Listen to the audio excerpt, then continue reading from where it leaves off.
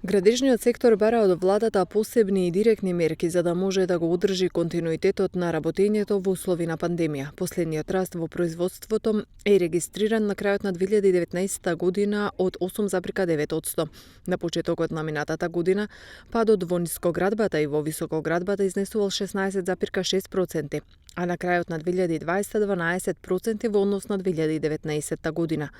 Во првите месеци од годинава, производството има намалување од 2,1% во споредба со тој период лани. Постои голема неизвестност како ќе се одвиваат состојбите ако се има предвид дека увозните цени на градежните материјали се драстично зголемени, а нарачките од земјите на Европската Унија, кои порано стигнуваа во земјава за 2 до 3 дена, сега не се знае кога ќе се испорачаат. Сето тоа неминовно ќе доведе до зголемување на крајната цена на изградените станови, а за колку допрва ќе се проценува.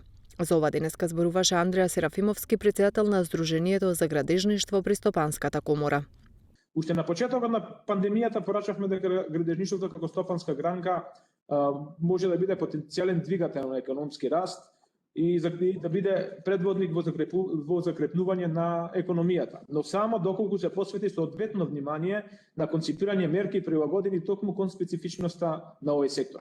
Меѓутоа, до сега сме сведоци дека не се предвидени такви мерки, дека градежниците ги користат општите мерки кои се предвидени за помош на стопанството. Дополнително одредени јавни политики и случување во индустријата на градежни материјали доведоа до факт да се влее несигурност и нестабилност и страх кај производителите, така да што можеме да заклучиме дека градежништвото не дека нема да биде двигател на растот, туку може да се соочи и со згаснување на градежните капацитети во определени негови подсектори.